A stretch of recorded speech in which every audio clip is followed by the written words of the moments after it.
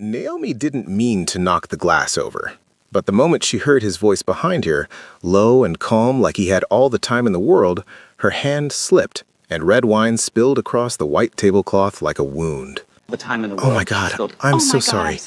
She reached for napkins quickly, her fingers moving out of instinct, but the man stepped closer before she could fix it. It's fine. It's fine. His voice again, steady, unbothered. That only made her more flustered. Naomi Carter did not make mistakes like this, not at work, not in a room full of wealthy clients who expected perfection. She exhaled sharply, forcing herself to focus. No, it's not fine. This arrangement is for the head table. You should have met me sooner. She froze. Slowly, she looked up. And for a second, just 1 second, Naomi forgot what she was doing. The man standing in front of her was composed in a way that didn't feel normal. Early 30s, maybe. Tall, sharp features, dressed in a perfectly tailored black suit that didn't scream for attention, but didn't need to. His eyes were on her. Not the flowers, not the mess. Her. That made her uncomfortable. She straightened up slightly. I don't think we've met. We haven't, he said, but I know your work. Naomi gave a polite, professional smile, the kind she had mastered over the years. Then you must be one of the hotel executives. I'm Naomi. I handle all floral design for this location. Park Se-yoon. He didn't offer his title, but something about the way the staff moved around him, subtle, respectful, careful, told her everything she needed to know. Naomi nodded once. Well, Mr. Park, I'll have this fixed in a moment. You don't need to. I do, she said, already reaching for a fresh linen. He watched her for a second longer than necessary. You're always this hard on yourself? She let out a small breath. Only when I'm being watched. I'm not watching the mistake, he said quietly. Her hands paused. Then what are you watching? She asked before she could stop herself. You. That was enough. Naomi straightened immediately, stepping back just enough to put space between them. Mr. Park, she said, her tone shifting, cooler now, professional again. If you'll excuse me, I have work to finish. She turned before he could respond. She told herself she didn't think about him again, but that wasn't entirely true, because the next day when she arrived at the hotel to refresh the lobby arrangements, he was there, standing near the entrance, speaking with 2 executives. And when his eyes lifted, they landed on her like he had been expecting her. Naomi looked away immediately. Don't engage. That was her rule. Simple, clean, necessary. Men like him didn't look at women like her for real reasons. Not at 47. Not after everything she had been through. She moved past him without a word, heading straight toward the front desk. Morning, Naomi, the receptionist greeted warmly. Morning. I'm just going to switch out the lilies. But she could feel it. That awareness, like someone was standing just close enough behind her. You came back. Naomi closed her eyes briefly. Of course. She turned slowly. I work here. Not full time. His tone wasn't accusatory, just observant. She tilted her head slightly. Are you keeping track of my schedule? Should I not? There was no teasing in his voice, no arrogance. That only made it worse. Naomi crossed her arms lightly. Are there something you need, Mr. Park? Yes. The answer came too quickly. She frowned slightly. Which is? Dinner. She blinked. Excuse me? Dinner, he repeated, calm as ever. With me. Naomi actually let out a short laugh. Not because it was funny, but because it was ridiculous. No. He didn't react. I'm serious. No. Why not? She stared at him. Was he joking? You don't even know me. I know enough. That's not how this works, she said, shaking her head slightly. You don't just walk up to someone and... I didn't just walk up. Something in his tone shifted. Not louder, just firmer. Naomi hesitated, and for the first time, she noticed it. There was intention behind him, not curiosity, not attraction alone. Something deeper. It unsettled her. She straightened her shoulders. Look, Mr. Park. Seo-jun. No, she said quickly. Mr. Park is fine. There was a pause. Then he nodded once. Mr. Park, she continued, I appreciate the offer, but I'm not interested. Because of me? Because of reality. His eyes didn't leave hers. And what reality is that? Naomi let out a breath. She didn't want to do this here, not in the middle of a hotel lobby, but something about the way he stood there, calm, waiting, made it impossible to brush off. So she said it. Simple, direct. Find someone younger. There was silence. For a moment, even the background noise seemed to fade. Most men would have reacted. Offended, defensive, awkward. But not him. He just looked at her. And then, I already did once. Naomi frowned slightly. I was wrong. Her breath caught. The words were quiet, controlled, but they landed heavier than anything she expected. She searched his face, trying to figure out if this was some kind of line. It didn't feel like one, and that made her uncomfortable. She shook her head once, stepping back. That's not my problem. No, he agreed. It's mine. Then deal with it, she said quickly, and before he could say anything else, she walked away. That should have been the end of it. It should have stayed a strange, uncomfortable moment with a man she would probably never speak to again. But 3 days later, a delivery arrived at her shop. Naomi frowned as she signed for it. I didn't order anything. The delivery man shrugged. It's already paid for. She carried the box inside, setting it carefully on the work table. Her assistant peeked over. What is it? No idea. Naomi opened it slowly, and then she froze. Inside was the most beautiful arrangement she had ever seen. Rare Korean peonies, perfectly preserved, vibrant, delicate. Her fingers hovered over the petals. Who sent that? Her assistant whispered. Naomi searched the box. No card, no name, nothing. But somehow, she already knew. That night, Naomi stood alone in her shop long after closing. The flowers sat in front of her, quiet and breathtaking. She shouldn't have been thinking about him, but she was. That voice, that calm certainty. I already did once. I was wrong. Naomi shook her head, grabbing her bag. No, she muttered to herself, not again. She turned off the lights, locking up behind her. And as she stepped out into the cool evening air, a black car pulled up across the street. Her heart skipped. The door opened, and he stepped out, like he had been there the whole time, waiting. Naomi exhaled slowly. You really don't give up, do you? Seo-jun closed the distance between them, stopping just close enough. No. Then quietly, I didn't last time. Naomi swallowed, and for the first time, she didn't know what to say. Naomi should have walked away. That was her first instinct. Clean, simple, safe. But her feet didn't move. Instead, she stood there on the sidewalk staring at Park Seo-jun like he had just stepped into her life and rearranged something she hadn't realized was fragile. You followed me? She asked finally, her voice steady, but just barely. No. He glanced at the shop behind her. I knew where you'd be. That's not better. A flicker of something passed through his eyes. Not amusement, not guilt, just honesty. I wasn't trying to hide it. Naomi let out a breath, crossing her arms. You don't think that's a little much? Showing up? Yes. No. That calm certainty again. It got under her skin.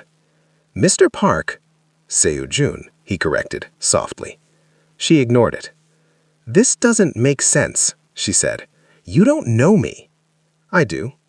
No, you don't, she snapped, sharper than she intended. You know what I do, that's different. He took a small step closer. Naomi.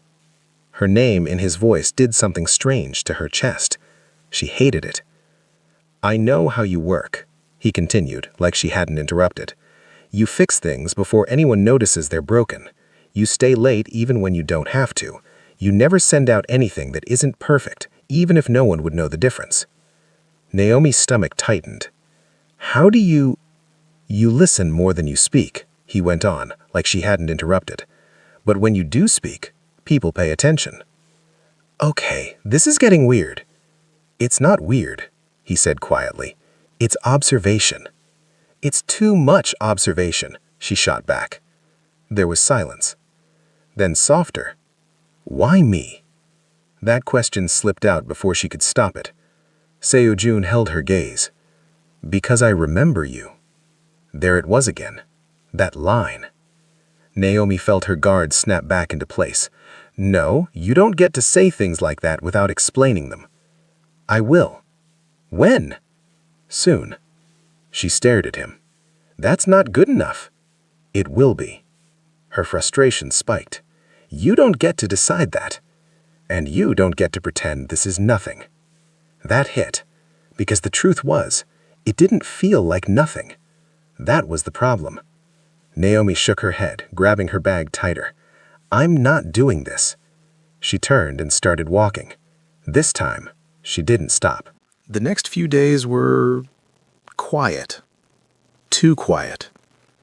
No unexpected visits. No black car waiting outside. No low voice saying things she didn't know how to respond to. Naomi told herself she preferred it that way. She focused on work, orders, arrangements, deliveries. Normal. Safe. Predictable. But then, Naomi, did you see this? Her assistant rushed over, holding up a tablet. Naomi barely looked up. If it's another wedding cancellation, just reschedule. No, it's not that. Something in her tone made Naomi pause. She wiped her hands on a cloth and took the tablet. And then, she froze. It was an article, a business headline. Global Hospitality Group announces major expansion into U.S. market. Below it, a photo. Him, Park Se-jun, looking exactly the same as he had standing outside her shop. Calm, composed, untouchable. Naomi's eyes moved quickly across the text. CEO, billionaire, strategic acquisitions, luxury developments. Her chest tightened. Wait, her assistant said, watching her face. You know him? Naomi handed the tablet back slowly. Not really. But that wasn't true anymore, because suddenly everything made more sense.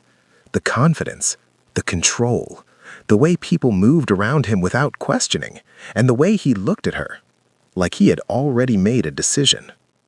Later that afternoon, Naomi stood in the lobby of the hotel again, adjusting a large floral installation near the entrance. Her movements were precise, controlled, but her mind wasn't. A billionaire. Of course he was. Men like that didn't just show up for no reason, which meant this wasn't normal. It wasn't simple, and it definitely wasn't safe. You're avoiding me. Naomi didn't turn around. I've been busy.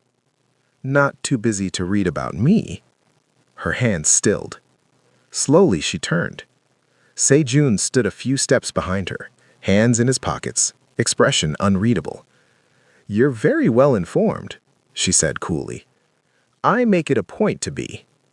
Naomi let out a small breath.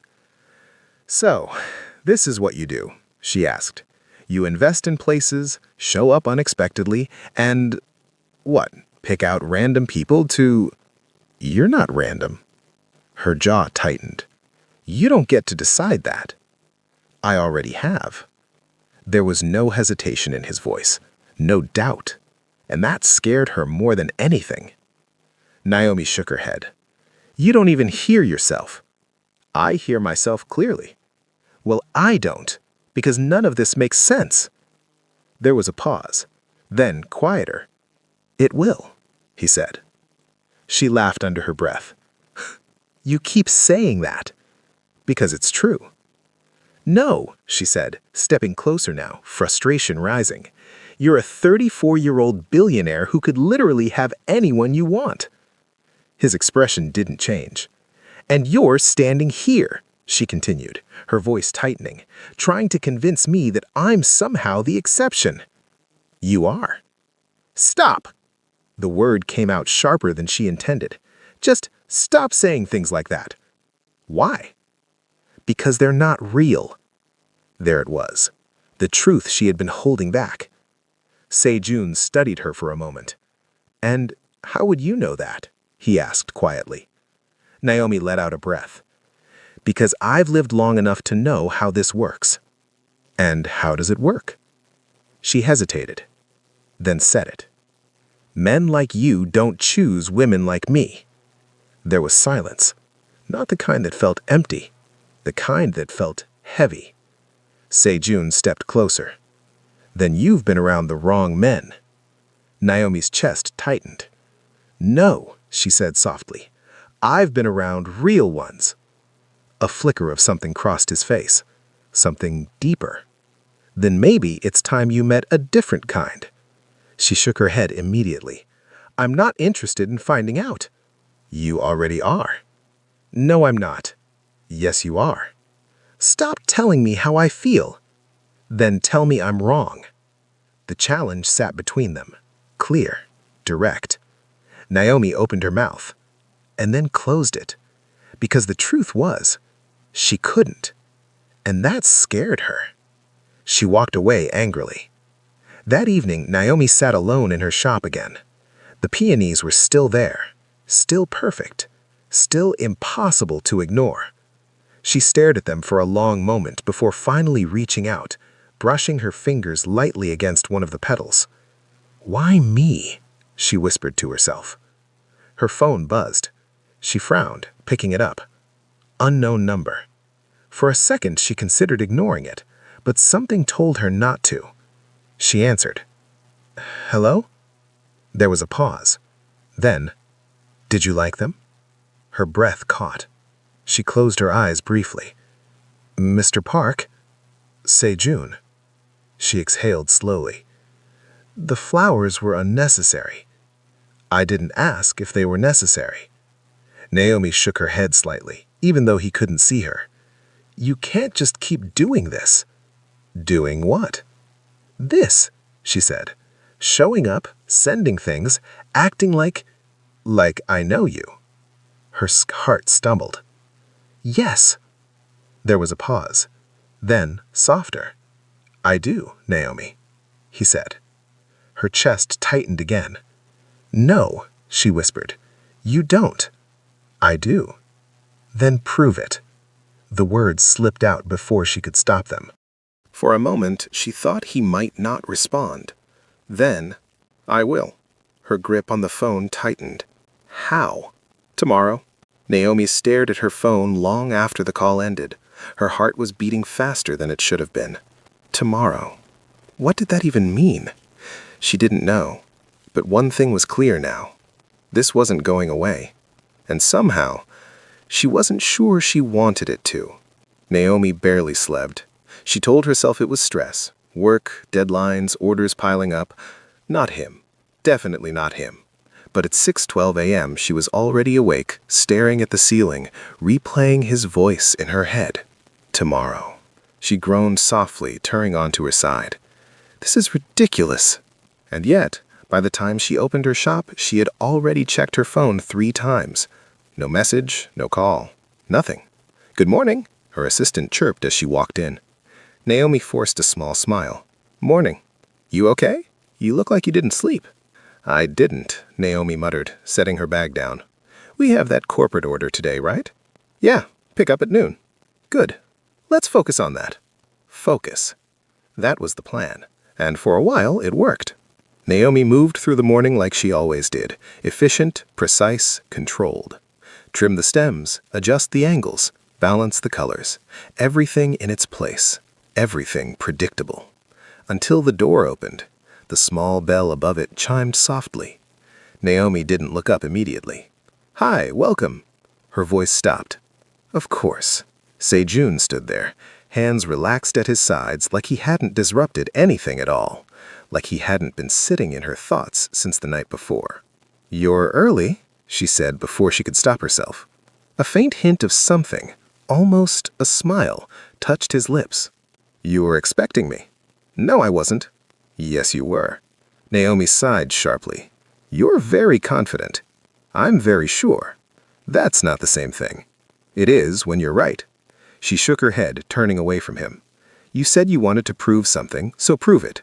No small talk, no distractions. She didn't trust herself with those. Sejun stepped further into the shop, his eyes moving slowly over the space. It was small, but warm. Soft light, fresh flowers, the faint scent of lilies and roses in the air. You rearranged this place. Naomi frowned slightly, glancing back at him. What? The front display, he said, gesturing lightly. It used to be closer to the window. Her stomach dropped. That was years ago. I know. She stared at him now, really looked. You came here before, she said slowly. Yes. When? A long time ago. That's not an answer. It's the truth. Naomi crossed her arms, her pulse starting to pick up. Then be specific. Sejun met her gaze. 5 years ago. The number hit her harder than she expected. 5 years. That wasn't recent. That wasn't coincidence. That doesn't mean anything, she said quickly, even though her voice had lost some of her edge. A lot of people have come through here. Yes, I agreed, but not a lot of people stayed open an hour past closing because a stranger couldn't decide what flowers to buy. Naomi froze. Her breath caught in her throat. What? He continued, his voice calm, steady. You were about to close, but I walked in anyway. You didn't rush me, you didn't get annoyed, you just helped. The memory flickered at the edge of her mind. Faint, blurry. But there. I don't remember that, she said. But it came out softer now. You do. No, You asked me who the flowers were for. Naomi's chest tightened. And I told you, someone important. Her fingers curled slightly at her sides. You told me, he continued, that flowers shouldn't just look beautiful. They should mean something. The words hit, because she'd said that before, many times, to many customers. But the way he said it, it didn't feel general, it felt specific. You helped me choose white peonies. Naomi's breath caught. White peonies. Her mind snapped back, clear now. A tall man, quiet, dressed simply but not cheaply, standing in that exact spot, looking completely out of place, but not uncomfortable, asking too many questions, not about price, about meaning, about intention. You, she whispered. Sejun didn't move. You were standing right there. Yes. Her heart started racing. I remember you now, she said slowly. You couldn't decide between roses and peonies. Yes. And I told you that roses were easy and peonies were honest. He finished. Naomi stared at him. The memory was no longer blurry. It was sharp, clear, real. You were buying flowers for a proposal. It wasn't a question. Sejun held her gaze. Yes. And just like that, the warmth in her chest twisted into something else, something heavier, something painful. Naomi stepped back slightly, her guard snapping back into place. Right, she said, her voice cooling. Now I remember. You were choosing between safe and meaningful. Yes. And you chose meaningful, she said, nodding once. Seo-jun didn't answer immediately.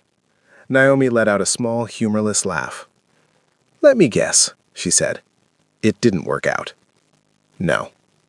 Her lips pressed together. Shocking. The sarcasm slipped out before she could stop it. Seo-jun didn't react. That only made it worse. Naomi shook her head, turning away again. So what is this? She asked. You came back because things didn't go your way. No. Then what? She snapped, spinning back toward him.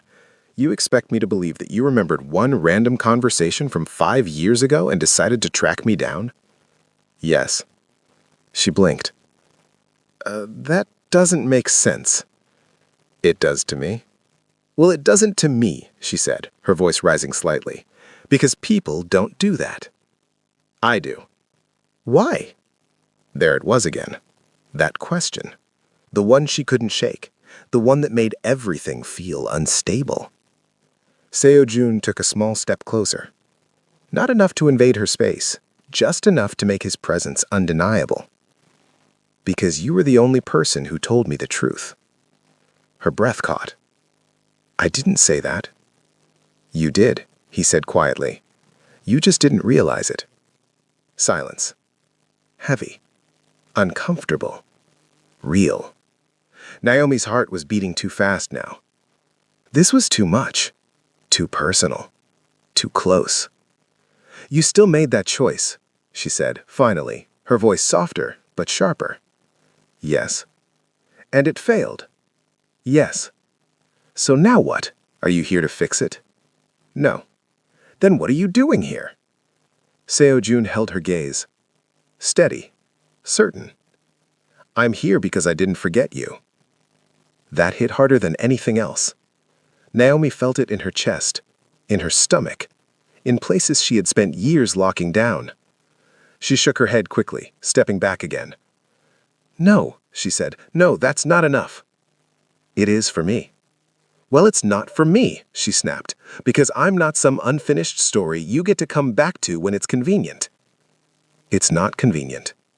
Then what is it? Necessary. The word lingered between them. Naomi swallowed. Her emotions were starting to slip and she didn't like it, didn't trust it, didn't want it. You should go, she said quietly. Seo-jun didn't move. Naomi, you proved your point. You remembered me. Congratulations. Her voice was tight now, controlled but barely. But that doesn't change anything. It does. No, it doesn't, she said firmly, because whatever you think this is... She hesitated, then forced the words out. It's not real. Seo-jun watched her carefully, and for the first time, there was something softer in his expression. Not doubt, not hesitation, just understanding. It's real to me, he said quietly. Naomi shook her head again. That's not enough. Naomi turned away before he could say anything else. Her chest was tight. Her thoughts were louder than she could handle. 5 years. He remembered her for 5 years. That wasn't normal. That wasn't simple. And worst of all, it didn't feel like a lie. Behind her, she heard the door open, then close. He was gone. But the space he left behind didn't feel empty. Naomi stood there for a long moment, staring at the flowers in front of her. Her hands trembled slightly. This is not happening, she whispered, but deep down, she knew it was. Naomi avoided him.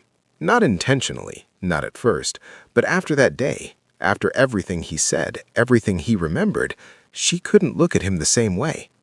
Because now he wasn't just a man showing interest, he was a man with history, with intention, and somehow, that made him more dangerous. Naomi, you're doing it again. She blinked, snapping out of her thoughts. Doing what? Her assistant pointed at the arrangement in front of her. You've been trimming the same stem for like 2 minutes. Naomi looked down. The poor rose had been cut down to almost nothing. She sighed, dropping the scissors. I'm fine. You don't look fine. I said I'm fine. Her tone came out sharper than she intended. Then she softened slightly. Sorry, I just didn't sleep well. Again? Her assistant asked gently. Naomi didn't answer, because the truth was she hadn't slept properly in days. Not since he walked back into her life and reminded her of something she didn't even realize she had forgotten. 5 years. He remembered her for 5 years. Who does that? The bell above the shop door chimed. Naomi didn't look up. Welcome in. She stopped. Her shoulders stiffened. You've got to be kidding me. Is that how you greet all your customers now? That voice. But it wasn't his. Naomi turned slowly, and immediately the air in the room shifted. David. Her ex-husband smiled like he had every right to be there, like he hadn't shattered her life and walked away from it. Hey, Naomi. Her chest tightened.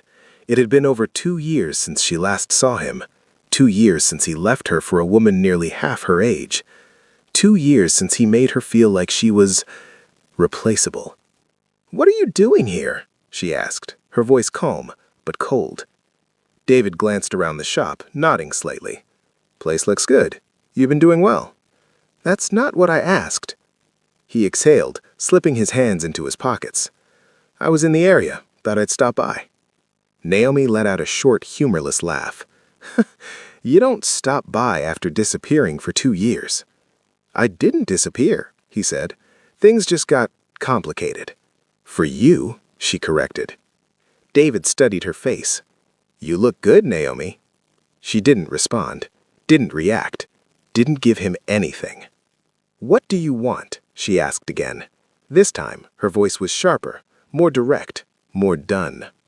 David hesitated, just for a second. Then, "I wanted to see how you were doing." "I'm doing fine." "I can see that." "Good. Then you can leave." The words were simple, but they carried weight. David shifted slightly, clearly not expecting that. "Come on, Naomi." "No," she cut in. "Don't do that." "Do what?" "That thing where you act like we're still something. We're not." Silence settled between them, heavy, uncomfortable, real. David exhaled slowly. "Look, I know I messed up." Naomi's jaw tightened. "That's an understatement." "I didn't come here to argue." "Then why are you here?" There it was again, that question, only this time, it didn't feel confusing. It felt exhausting. David ran a hand through his hair. Things didn't work out. Naomi blinked once, then let out a quiet laugh. Of course they didn't. "The girl?" she asked. "The one you left me for?" He didn't answer immediately, which was answer enough. Naomi nodded slowly. "Yeah," she said softly. "I figured." There was a pause. Then, "I made a mistake, Naomi." There it was, those words, the same ones, just from a different man. And suddenly, everything inside her snapped into place. "You don't get to say that to me," she said quietly. "What?" David frowned. "You don't get to come back here after everything and say you made a mistake like that fixes anything." "I'm not trying to fix everything. You just what?" she snapped. "Missed having someone who actually cared about you?" "That's not fair." "No," she said, shaking her head. "What wasn't fair was you looking me in the eye and telling me you needed something more exciting." David flinched slightly. "Good. You said I was predictable," she continued, her voice tightening. "Safe." A bitter smile touched her lips. "You remember that?" "Naomi." "No," she said again. "You don't get to rewrite history now." There was silence. Then, "I'm not asking for that." "Then what are you asking for?" David hesitated, and for the first time, he looked unsure. "Another chance." The words hung in the air, heavy, unwelcome. Naomi stared at him, really stared, and for the first time in a long time, she felt nothing. No longing, no regret, no confusion, just clarity. "No." David blinked. "No?" "No," she repeated. "There's no another chance. There's just consequences." "That's it?" he asked, disbelief creeping into his voice. "After everything we had?" Naomi tilted her head slightly. "What we had ended the moment you decided I wasn't enough." There was another pause. Then, quieter. "I'm not going back to that." "Good." The voice came from the doorway. Naomi's heart skipped. She didn't have to turn around. She already knew. But she did anyway. Seo Jun stood there, calm as ever. But this time, there was something different in his eyes. Something sharper. Something protective.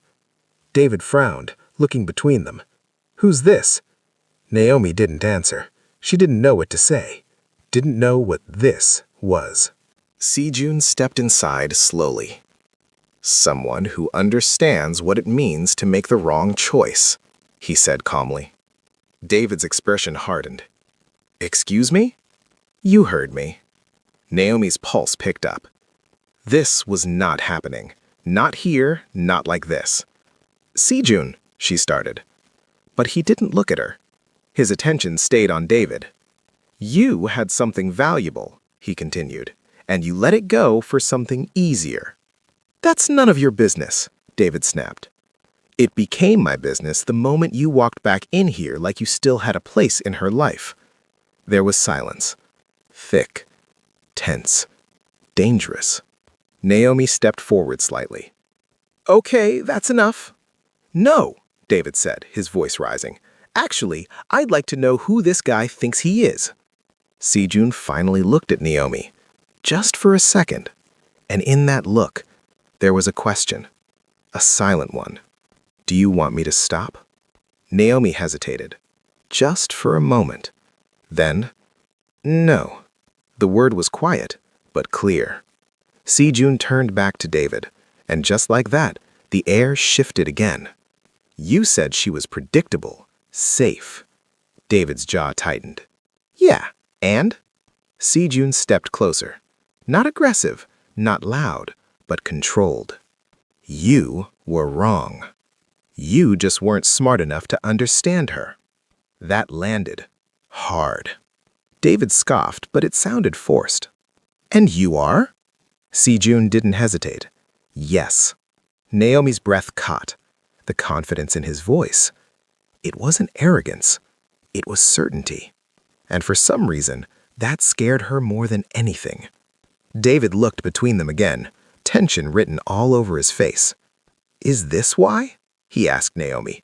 You've already moved on? Naomi opened her mouth, but nothing came out.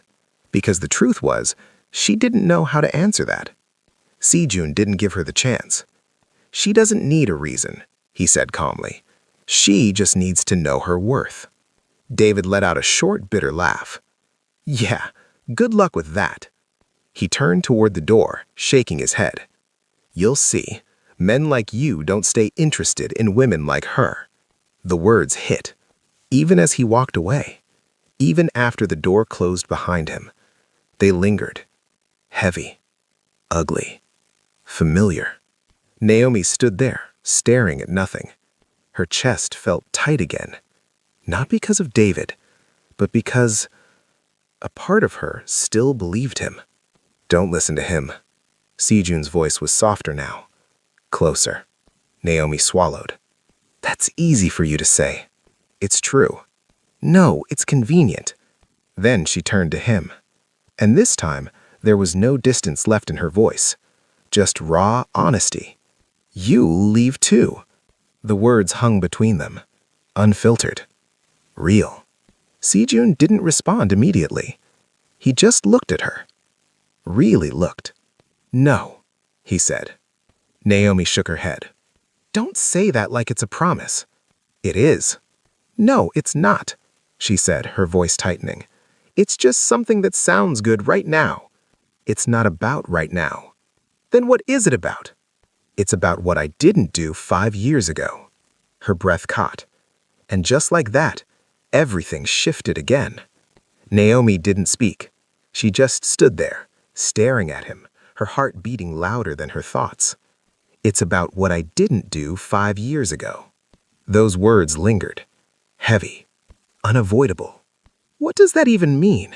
She asked finally, her voice quieter now, but unsteady. Sejun didn't rush to answer. For once, he took his time, like he understood that whatever he said next, it mattered. 5 years ago, he began slowly. When I walked into this shop, I wasn't just buying flowers. Naomi swallowed. I was making a decision.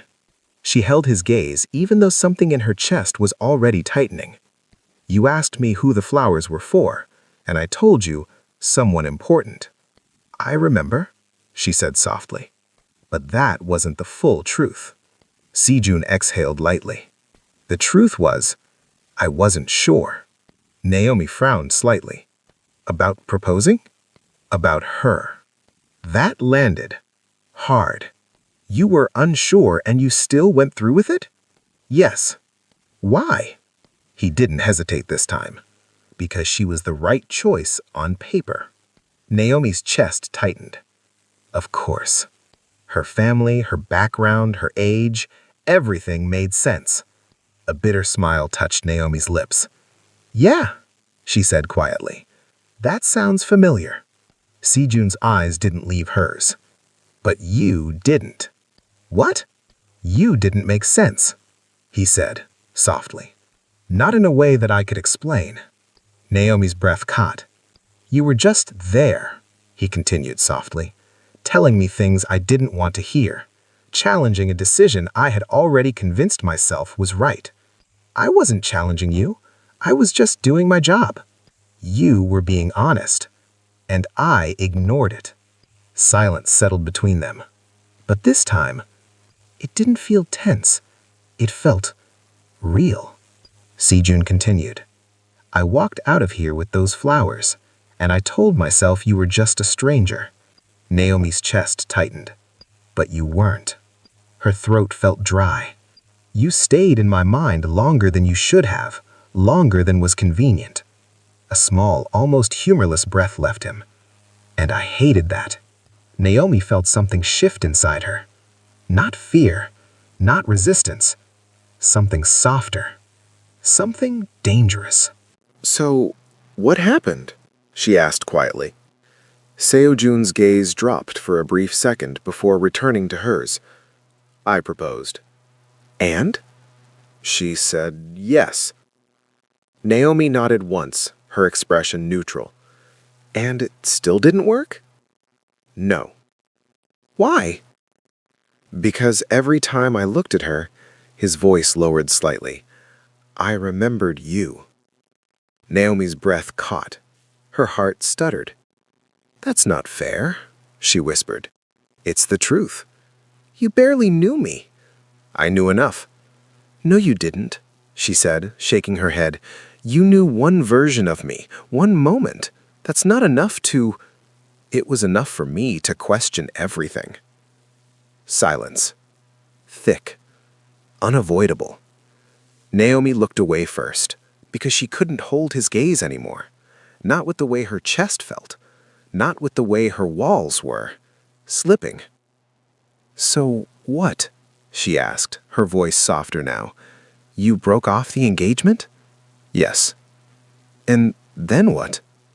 "I tried to forget you." A small, sad smile touched his lips. "It didn't work." Naomi let out a quiet breath. Of course it didn't, because somehow she hadn't forgotten him either. Not completely. Not that day. Not that feeling. "So you came back now?" she asked. 5 years later? "Yes." "Why now?" "Because I'm not the same man I was then." She looked at him again. Really looked. And for the first time, she saw it. Not just confidence, not just control, but growth. Clarity. "I spent years building everything I thought mattered. Money, power, stability. And none of it fixed that feeling?" Naomi's chest tightened again. "What feeling?" "That I chose wrong." The words were simple, but they carried weight. I told myself it didn't matter, that I made the practical decision. But every time I thought about that moment, his eyes softened slightly. I saw you. Naomi swallowed hard. Her emotions were too close to the surface now, too real, too exposed. "You don't get to do this," she said quietly. "Do what?" "Come into my life and say things like that, like it's supposed to just fix everything." "I'm not trying to fix everything." "Then what are you doing?" "I'm choosing differently this time." The words hit deeper than anything else he had said. Naomi felt it, every part of it. And that scared her. "You say that now, but what happens later?" Seo-jun didn't hesitate. "I stay." She shook her head immediately. "No, people always say that." "I'm not people." "That's what they all think," she said, her voice tightening, "until something better comes along." "Nothing better is coming." "You don't know that." "I do." "How?" "Because I already let you go once." There was silence. Deep. Still. "And I won't do it again." Naomi's chest ached. Her thoughts were fighting each other now. Logic, fear, hope, all at once. You're asking me to trust you. Yes. That's not easy. I know. It's not even logical. I know. Then why should I? Seo-jun stepped closer. Not rushed, not forceful, just steady. Because I'm not asking you to believe in some perfect future. I'm asking you to believe in a choice. Her breath caught. What choice? His eyes held hers, unshaken. Yours. Naomi felt it then. The shift. Not in him, in herself. For so long, she had believed something simple. That love had passed her. That she had missed her moment. That she was too late. But standing here now, looking at him, hearing him, she realized something else. Maybe she hadn't been overlooked. Maybe she had just been chosen too late. I don't want to be your what if, she said softly. You're not. I don't want to be the woman you come back to because things didn't work out. You're not. Then what am I? You're the woman I should have chosen the first time. Her breath caught, and just like that, the last wall cracked. Days passed, then a week, and for the first time in a long time, Naomi didn't run. She didn't push him away, but she didn't rush either. They talked, really talked, slowly, carefully, honestly, and something began to grow, not fast, not overwhelming, but real. Until the day he had to leave. The airport was busy, loud, full of movement, but Naomi stood still just outside the terminal, her heart racing. She almost didn't come, almost convinced herself it was better to let him go. Safer, easier, predictable. But then she remembered something, the way he looked at her, the way he chose her, and for once, she didn't want to be safe. She wanted to be brave. Naomi. She turned. Seo-jun stood a few steps away, surprise flickering across his face. You came. She let out a small breath. Yeah, I did. Then she stepped closer. You told me to find someone younger, he said softly. She smiled slightly. Yeah, I did. Another step, closer now. And you said you already did once, she added.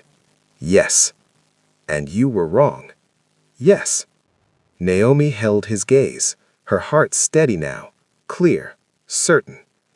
I think I was wrong too. His expression shifted, just slightly. How? He asked. She took a breath, then said it. I thought love had an expiration date. I was wrong. There was silence, but this time, it wasn't heavy, it was full. So what now? He asked quietly. Naomi smiled, soft, real. Now, she stepped even closer. We choose better. Seo-jun held her gaze, and for the first time, there was no hesitation, no doubt, no past holding them back. This time, they chose each other. Sometimes, life doesn't give you the wrong person. It gives you the right person at the wrong time, and that hurts in a different way. Because you don't just lose them, you carry the what if. Naomi believed she was too old to be chosen. She believed love had already passed her by. But the truth is, it wasn't that she wasn't enough. It was that someone wasn't ready. And that's a lesson most people learn too late. Rejection isn't always about your worth. Sometimes it's about someone else's timing, fear, or immaturity. But here's the real question. When life gives you a second chance, will you run from it or finally choose yourself? If this story touched you, don't forget to like, comment, and subscribe. And tell me in the comments, would you give love a second chance or protect your heart and walk away?